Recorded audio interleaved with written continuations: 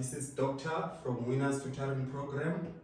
Today we will be focusing on functions, but I will only be dealing with the straight line graph. So the first thing that you need to know about the straight line graph is the standard equation, which is given by y is equals to mx plus c. So as we know that m represents the gradient, then c represents the y-intercept. So in this situation, you can be asked to find the equation of a graph when given a graph already sketched for you, or they can ask you to sketch the graph. So for now, we will first deal with the part where you are given a graph, it's already sketched, they want you to find the equation of that graph. So let's assume that you are given, here is what we call a Cartesian plane. This is y-axis, this one is x-axis. So this thing is not your graph, it's your Cartesian plane. So on a Cartesian plane, you need to know where y-axis and x-axis meet. This point is called a point of origin. So you need to know that the coordinates of the point of origin is 0 and 0, meaning your x is a 0 and your y is a 0. Another thing that is the most important part that you need to know on functions is that you need to know what happens to the y-axis as far as x value is concerned. So in this situation, you need to know that on y-axis, x value is 0. Then on x-axis, y value is 0. So it's very, very important to know that. So in this situation, let's assume that we are having our graph. Here is our graph of a straight line. With this coordinate, let's assume you are given a -4. Here you are given let's say a 2. Yes. So in this situation, do you see that they only wrote one value? This value that they wrote here is for the x, because the y, they expect you to know that y value is a 0. So it's not always that they will write them in coordinate form in this way. They will write only one value. That value is for the x because it's on the x-axis, and the corresponding y value is a 0. Same thing applies here. This value given here is for the y. How do you know that it is for the y? It's because it's on the y-axis. X value is a 0. So in coordinate form, it's going to be a 0 and a -4. So let's call this graph G. Yes, graph G. Then the question is that it's asking you to find the equation of this graph. To find the equation of a straight line, the first thing that you need to know is that you must find the gradient of a graph. So let's go back to the basics. So we know that if your graph has a slope that is in this way, it means our gradient is greater than 0. M represents the gradient. Remember what we said? M represents the gradient, meaning our gradient is positive. Greater than 0, it means positive. But if our lines are slanting in this way, it means our gradient is less than 0. It means our gradient is negative.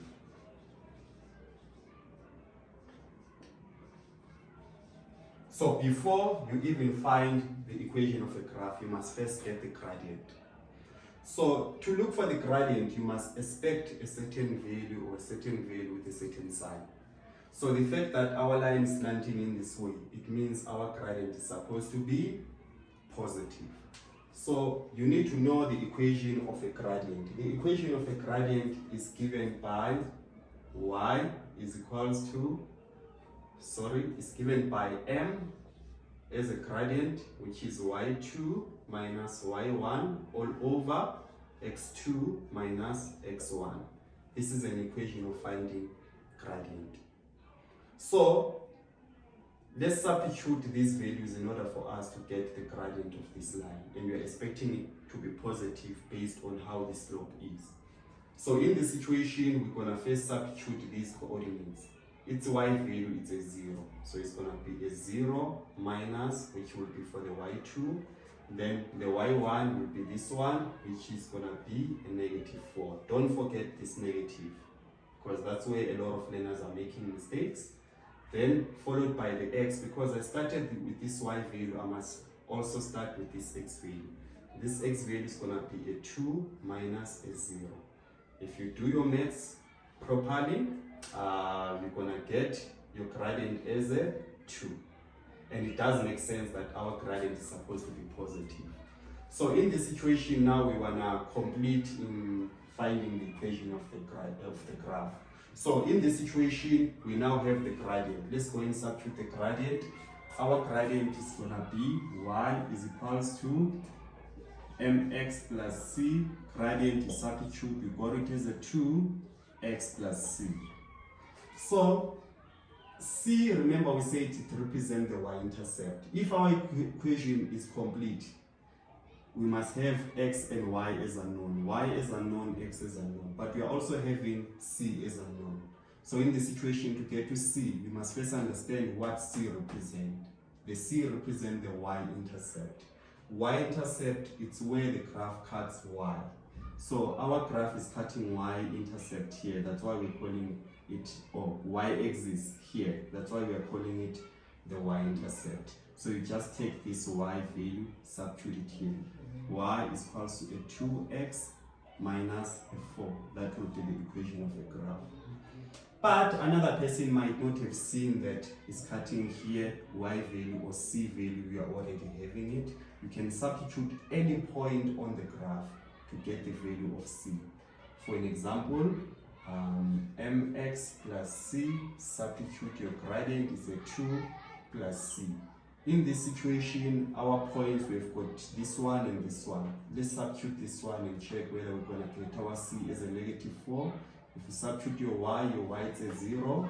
You substitute x is a 2 plus c. This one you're going to get it as a 4. If you transpose it, you're going to get your c as a -4, which is still the same value. So this one is for the beginners. But you must outgrow the stage of substituting this value while you are given where the graph is cutting y. Just take this y value, substitute it here. So there is another way of finding the equation of a straight line.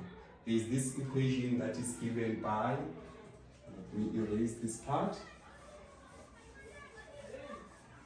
It's given by y minus y1 is equals to m x minus x1.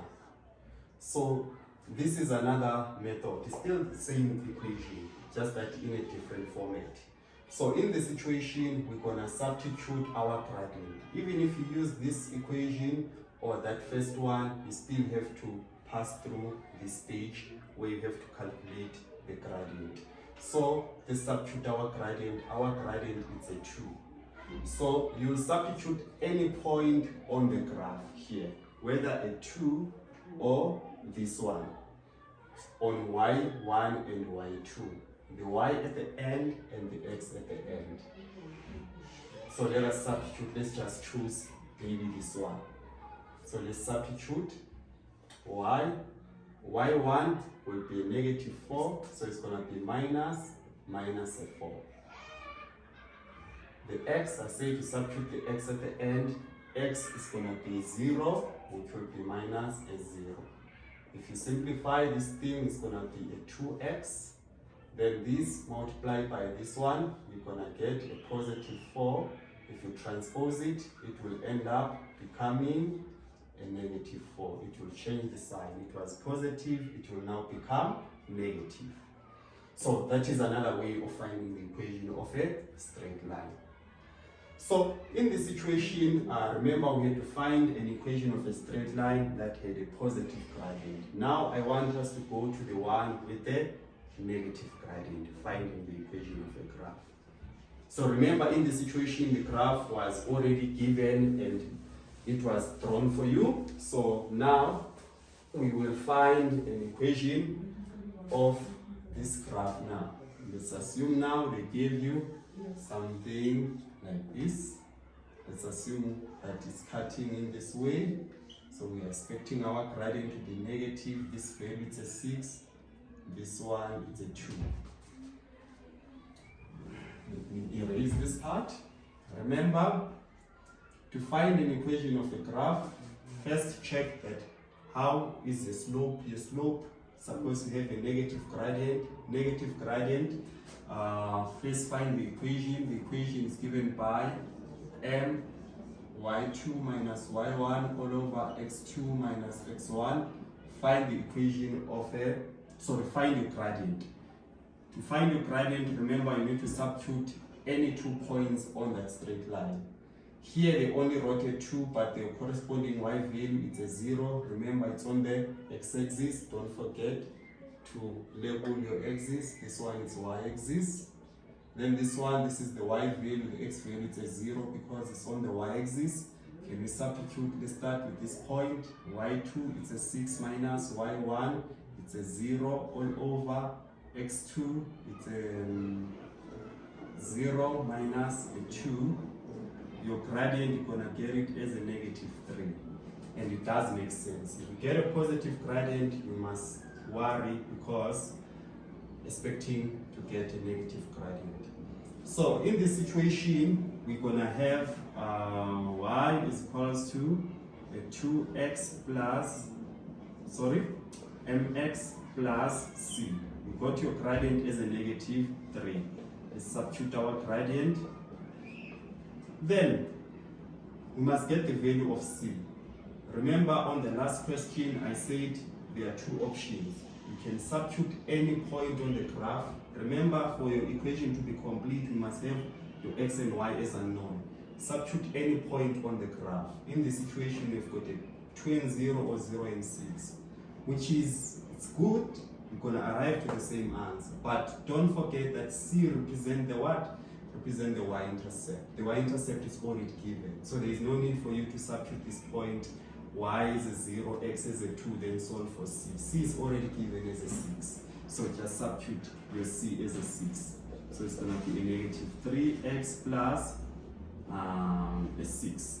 This will be your new equation. So you can just apply that equation, check whether you will arrive to this answer. If you did it properly, or if you do it properly, you will arrive to the same answer. So now, we must understand that there are possible questions that can be asked when a graph is given in this way, or when a graph is drawn like this. So let's just have a look what are the possible questions that they can ask you when the graph is given in this way. So the first thing that you need to know is that they can ask you to find this, just call this graph G. Remember G, graph G, we got it as a negative 3x plus a 6. So the first question is that find the domain of a graph. So before you find the domain of a graph, you must know what is a domain, because it's a common question asked in all functions. You can find this question on parabola graph, hyperbola graph, exponential graph. So in this situation, you need to know, if you understand it well on a straight line from the definition, the only struggle is how you write it. Then you'll be taught that part, it's not a problem. Then domain, these are set of x values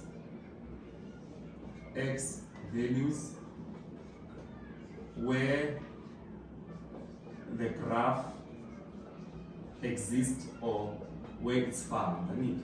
So it means in this situation, we want to write a domain. So, but domain are set of x values where the graph is found. So in other words, to write the answer of a domain, it will be in terms of x. Why is it going to be in terms of x? Because it's the set of x values. So how do you check your domain? Your domain, you check whether it exists in all positive x values. Remember, the positive x values are found this side. Do you find your graph? Yes, it's there on the positive x values. Does it have any restriction as it moves to the positive infinity? No. which means your graph exists everywhere going that direction. Does your graph exist on the negative x values? Yes, your graph does exist on all the negative x values. If that is the case, it means our domain is gonna be x element of real numbers. What it simply means is that your graph exists in all x values. So that's how you check. Unless if there was a restriction. Sometimes you can get a situation whereby they tell you that the graph starts exactly here, then it ends here. Do you see there are no errors? Errors, it means it's continuing, it's continuous. Yes, going down, but at the same time going to the left. But in the situation, it starts here and here. Let's assume these coordinates were given as a 5 and -4. This one, it was given as a -3 and 8. Then they say write the domain of this graph. So the domain of this graph, how is it gonna be? It's gonna be, remember it starts here. You don't have arrows that continues going to the left and right. It exactly starts here. So your domain of this graph is gonna be x element of, meaning your graph is found from -3 up to 5. Remember, these are x values. So we took this x value and this x value. Never make mistake of taking the y values because you are dealing with the domain. So remember, it has to be square brackets. Why square brackets? Because it starts exactly at -3 and it ends exactly at 5. So if you say round brackets, round bracket, it means it starts after -3 and it ends before -5.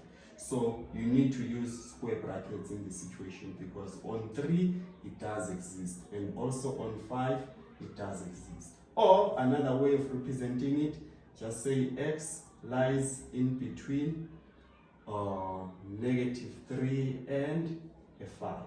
But on 3 your graph does exist. You include it by putting an equal sign, then this one an equal to. That is another way of representing if that was the case. Yes, so there was another question. I don't know whether it's say November 2017 or 2018. There was a question where they asked you a domain when the graph, it was something like this. So let us go to a range. I hope you understood there. So when it comes to the range, these are what? Range, these are y values where the graph exists or is found. So let me just change here, put these arrows. It means your graph is continuing down but to the right, it's continuing up but going that direction forever. So the range, these are set of y values. So when you check the range, you check up and down, whether you find your graph up or you find your graph down. So it's unlike domain. Domain you check horizontal, but the range vertical because these are set of y values. So in this situation, let's check whether do we find our graph below the x-axis, meaning on the negative y values. Yes, your graph exists forever. It doesn't have a restriction. Don't confuse it by checking it going to the left. You are checking it whether how does it behave going down. It's going down forever. Let's check it up. You do find a graph. Here is your graph up. It exists on all positive y values. So if that is the case, it means our answer is gonna be y element of real numbers.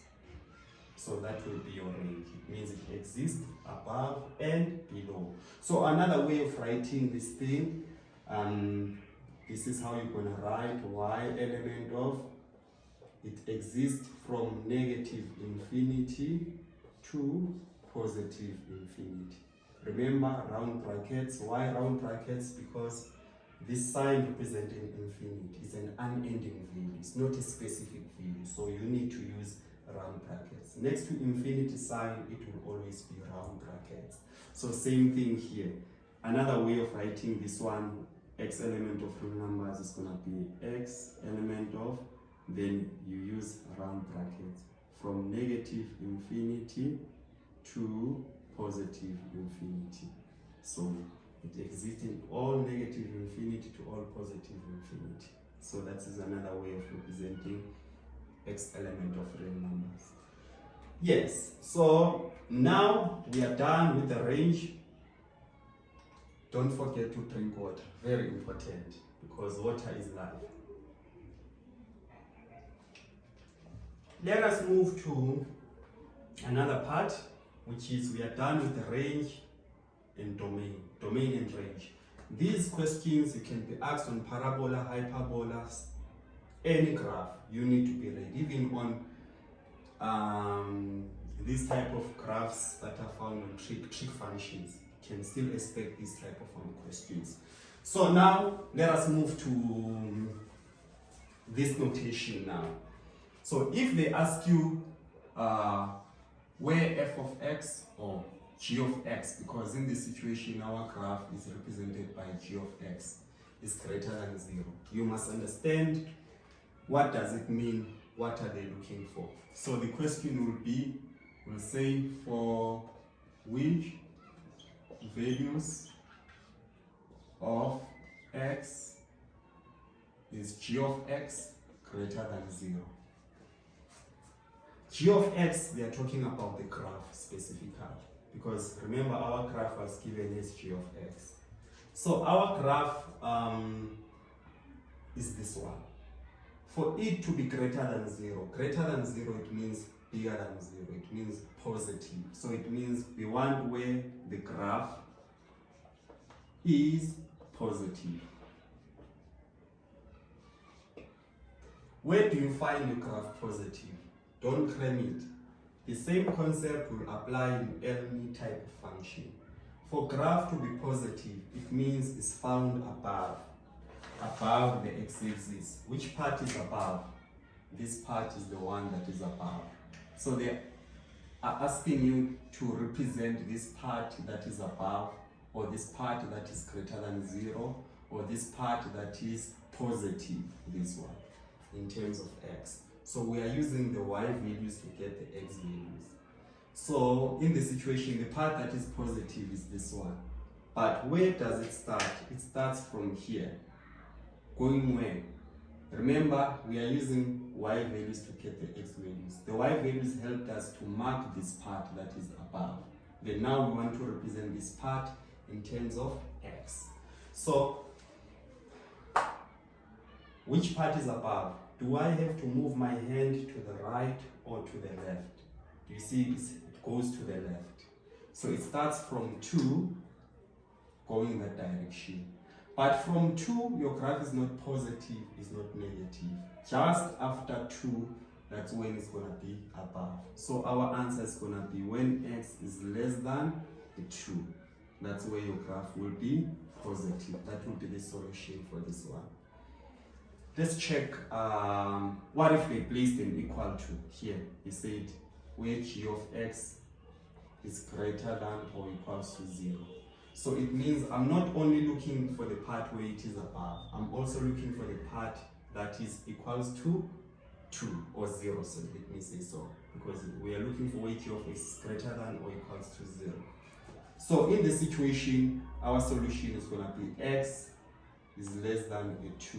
Or equals to a 2, which means 2 is also included, because a 2 is also, or when x value is a 2, y value is a 0, something like that. So that will be our solution. So if you understood me here, you must be able to answer this one, where g of x is less than a 0. G of x less than a 0. Less than 0, it means negative. Or where the graph is negative. If this part is positive, automatically the below part will be negative. It has to be below the x-axis. The part that is below is this one. So we use the y values to identify the portion, but that portion, it has to be presented in terms of x, because the question said for which values of x. So if they say for which values of x, which means our answer now, we need to check it horizontal on how we represent it. So it starts from 2, going to the left or right, but you see with our graph, it's down when we are moving to the right. So our solution is going to be when x is greater than a 2. But if we had an equal to, here we're also going to have an equal to, meaning we are also including this 2. So that will be our solution for this type of question. You need to understand it from the start, from the beginning, because these questions you'll find out now that they will say find the values of x where x multiplied by q of x greater than 0. This type of question you can only answer them after understanding these ones individually. Deal with them individually. It's like the graphs. You can never answer a straight line graph when it's now mixed with a parabola or hyperbola if you have not mastered it individually when it's on its own. So you need to first deal with it on its own. So this part is something for another time. So let us go, take note of the notation. Our notation, it was g of x. Now I'm changing. Now we are moving to something different. Do you see that the notation is now different? For which values of x does this thing, or is this thing greater than 0? So greater than 0, do you see the notation? Before we were dealing with the graph g of x, now there is a prime. G prime represents the gradient. G prime represents the gradient, meaning we are looking for where gradient is greater than 0. Where gradient is greater than 0, it means where gradient is positive. So let's go back to where I started. I said if the lines are slanting in this way, it means our gradient is greater than 0. It means it's positive. But if our lines are slanting in this way, it means our gradient is less than 0. It means it's negative. So here we are looking for where gradient is greater than 0, meaning where it's positive. So will this solution exist? No. Why is it not going to have a solution? It's because the whole of this graph, everywhere, it will have a negative gradient. So here we won't have a solution because this is the shape of the graph. It has a negative gradient. But what if they said where gradient is less than 0? So gradient being less than 0, it means where gradient is negative. Where is the gradient negative? Our gradient is negative. Remember, a straight line, its gradient is constant. It's unlike the one of a parabola. Parabola will have a positive gradient this side, a negative gradient this side, here gradient being a 0, a turning point. But this one, its gradient doesn't change. It's not a curve. The curve has got different gradients, but this one, its gradient is constant. It will have a negative gradient everywhere. So here they want the values of x where the gradient will be negative. Less than 0, it means negative. So it will happen in all x values. So our answer is going to be x element of real numbers. So that will be the solution for this part. So in our next lesson, we're going to be dealing with the mix. Now we are now mixing parabola and a straight line. But you first need to understand them individually, because if you can't master it on its own individually in this way, you won't be able to answer when it's now mixed. So it's very, very important. So let's have a look on our last part. Our last part is this one. I want you to listen very attentively, very, and focus. It's very, very important. So the part now that we are now dealing with is this one. So if they ask you that for which values of x is q of x multiplied by x greater than 0. You need to be able to understand this type of questions. That's why before I started by asking you this one on its own, so that you can have an understanding. When it's now mixed in this way, it becomes a problem. But don't worry, with Winners tutoring program, everything is possible. You will master this. So we are looking for the values of x for which if you multiply this by x, you're gonna get something greater than 0. Remember, interpretation of greater than 0, it means positive. So let's check two signs that we're gonna multiply and get a positive. It's a positive times positive, a negative times negative. We're gonna get a positive. So we are looking for where g is positive and where x is positive. But remember, I said g, we are talking about the graph itself. Then x, we are talking about x values. So all our x values are positive this side, then x values are negative this side. Alright, so these things must happen at the same time. That is the tricky part of it. If you understand the tricky part of it is that it has to happen at the same time. So in this situation, we are looking for where g is positive. Where g is positive is this part. This is g, where it's positive, meaning the graph itself is positive here above. We dealt with that.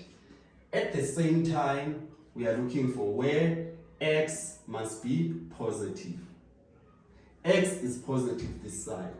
But it becomes a very big problem or tricky if you don't mark your sections where you're going to check your answers.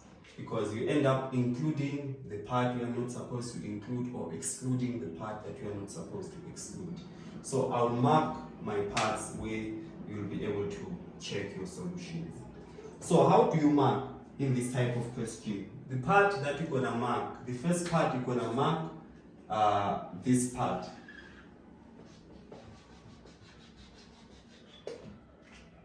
The intercepts or the x-intercept. Why do you have to mark the x-intercept?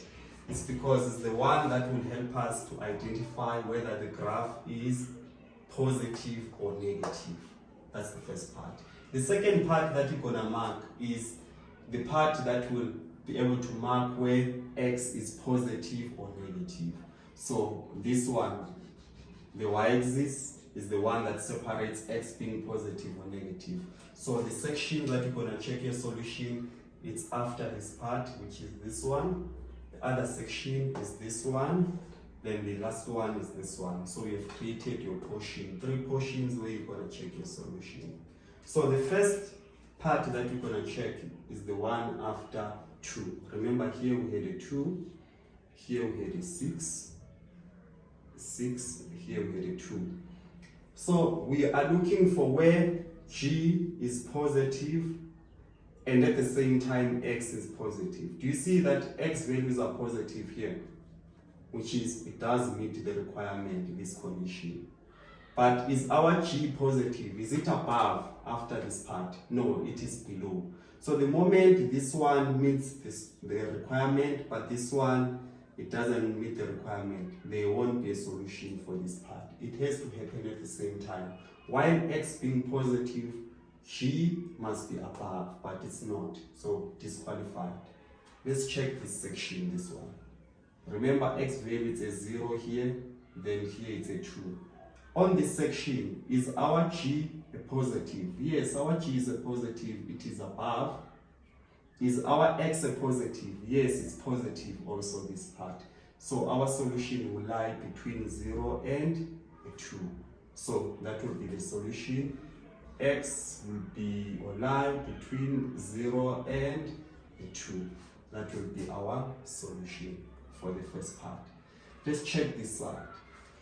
Is g a positive? Yes, g is a positive in this situation, it's above. Is our x a positive? Our x is a negative. Do you see that this one meets the requirement? It's positive, but our x is negative. So if one of them qualifies, but this one doesn't qualify, automatically we won't have a solution for that section. So we are done with that part. That was the solution. Let's come to the second one. Don't forget to drink water. It's very, very important. Be looking for the solution, please.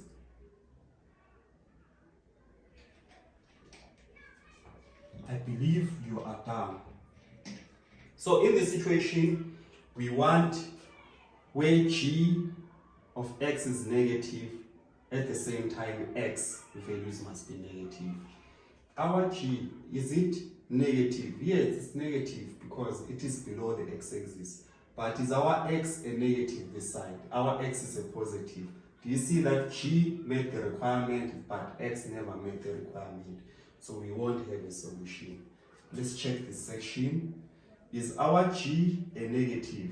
No, our g is a positive because it's above on this section. Even if the x is meeting the requirement, the fact that g is disqualified, is not meeting the requirement, there is no need for you to even check about the x. But the g is not negative, it's positive. X is also positive, but we want them where both of them are negative. So we won't have a solution for that part. So let's check the last part. The last part is this one, where g must be a negative, then x must be negative. Is g a negative? No, our g is a positive. Is x a negative? Yes, x is a negative. Do you see that the x is meeting the requirement, but g doesn't meet the requirement because we want g to be below. So we won't have a solution. So the solution for this question is gonna be this one. So it will be just 1 mark for this thing. Very, very important. So let's quickly check where g of x multiplied by x is less than 0. Remember, less than 0, it means negative. Let's check two signs that if you multiply, you're gonna get a negative. So it's gonna be positive times negative, then negative times positive, we get a negative. So now we are looking for where, remember the question said for which values of x. So we need to write our solutions in terms of x. So here we are looking for where g is positive, at the same time where x is negative. So remember our sections, I told you to mark them so that you can be able to check your solutions. So in the situation g, we want it to be positive. Is our g positive this side? It's negative. Automatically out the section because we wanted our g to be positive. I don't have to even check the x because both of them must meet. One of them disqualified, no solution anymore. In this situation, we want g to be positive. Is our g positive? Yes, our g is above. Is our x a negative? No, x is a positive because it's after the y-axis part. So this one is meeting the requirement, g is positive, but this one doesn't meet the requirement. We want to have a solution. Let's come this side. Is g positive? Yes, g is positive because it's above. Is x negative? Yes, x is negative because it's after the side. So here our solution will lie after 0. So our solution will be x must be less than 0. That will be our solution. If we had an equal to here, we're going to put an equal to here. Let's check the last part, this one. Condition says we want our g to be negative. Is our g a negative? Yes, it's below the x-axis. We want our x to be positive at the same time. Is our x a positive? Yes, it's a positive. G, it's a negative. X, it's a positive this side. So both of them are meeting the requirements. So our solution will be x will be greater than this x value, meaning it's all found this other side. X will be greater than 2. Let's check this section. Is our g a negative? G is not a negative, it's positive. Automatically, this section disqualified. Let's check this side. Is our g a negative? Our g is a positive. Automatically disqualified. We don't have to even check with the x. If one of them is disqualified, automatically we won't have a solution. So that thing is very, very important for you to know that it must happen at the same time. Lastly now, before I conclude with our lesson for today,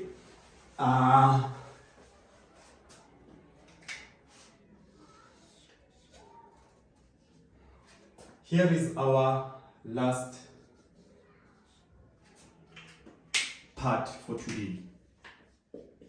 for which values of x is now,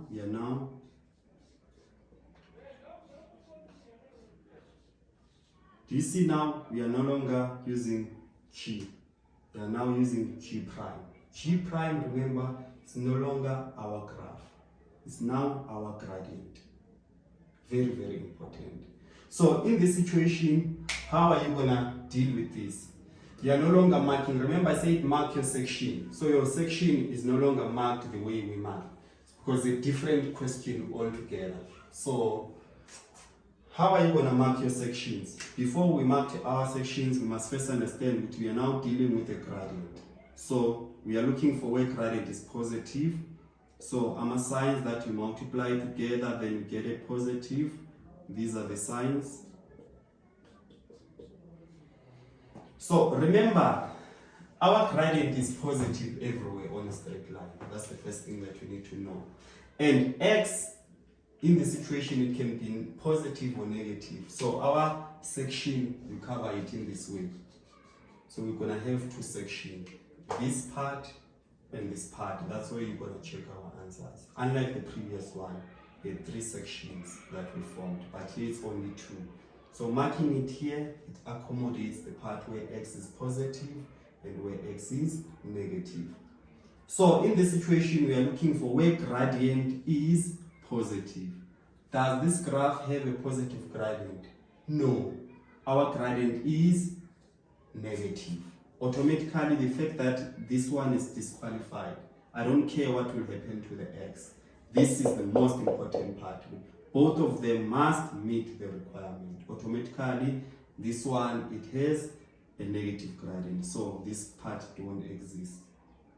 Whether I check it this side or I check it this side, our gradient is negative. Even this side, our gradient is still negative. So they want the solution for this. Because of what? Of the gradient being positive.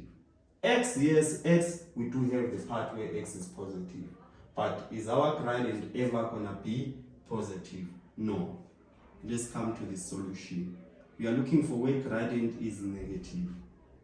Is our gradient negative? Yes, it's negative. But remember, you check section by section. So let's check this side. Our gradient is negative. At the same time, we want our x to be negative. Is our x negative this side? No. This one is meeting the requirement, but this one is not, because our x is positive. So there won't be solution on this section. Let's check this section. On this section, is our gradient a negative? Yes, it's still a negative. Is our x a negative? Yes, our x is also a negative. So our answer will lie after this x value. Remember the x value of this part, I told you that it's a 0. So our solution will lie this side. So our answer is going to be when x is less than 0. Another way of writing it, you can write like this: x element of x element, remember, starts from negative infinity, negative infinity to 0. So that is another way of writing it. So if there was an equal to here, you were going to put an equal to here. But how do you accommodate an equal to here? The equals to only applies on the 0, because your graph does exist here on the 0. But do we put an equal to next to infinity? No, because it's an unending value. So it will always be a round bracket. I don't know what the name, but curvy bracket in that way. Yeah, that will be our solution. So this will be the end of our lesson today. I hope you were blessed.